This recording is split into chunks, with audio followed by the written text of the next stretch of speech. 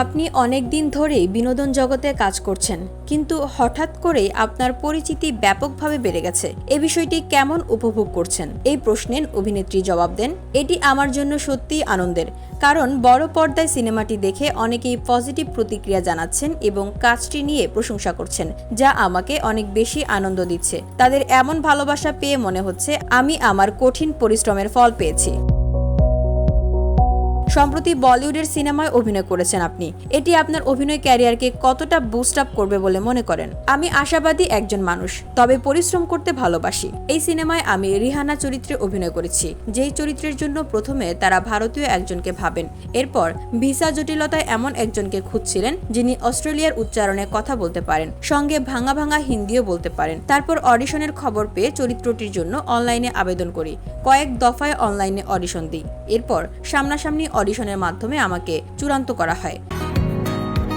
বসুন্ধরা, উত্তরা, বনশ্রী, কুড়িল ও বাড্ডা সহ রাজধানীর বিভিন্ন স্থানে অভিজাত ও অত্যাধুনিক মানের ফ্ল্যাট কেনার এক নির্ভরযোগ্য প্রতিষ্ঠান pleasant properties limited.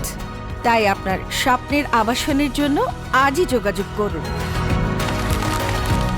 Pleasant properties limited, where destiny matches eventually.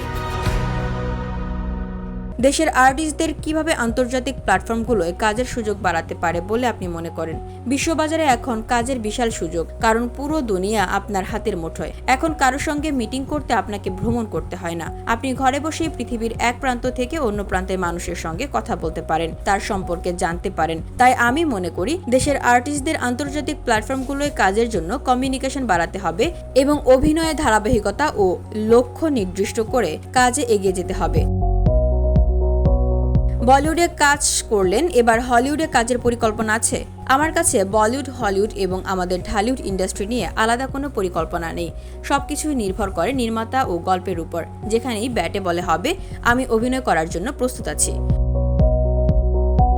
অভিনয় নিয়ে আপনার পরিকল্পনা কি? আমি সময় নিয়ে কাজ করতে চাই, নিজেকে আরো বেশ পরিপক্ক করতে চাই। এখন অনেক কাজের অফার আসছে। আমার কাছে কোয়ান্টিটির চেয়ে কোয়ালিটির গুরুত্ব বেশি, তাই অল্প হোক কিন্তু ভালো কাজ হোক, এটাই আমার উদ্দেশ্য।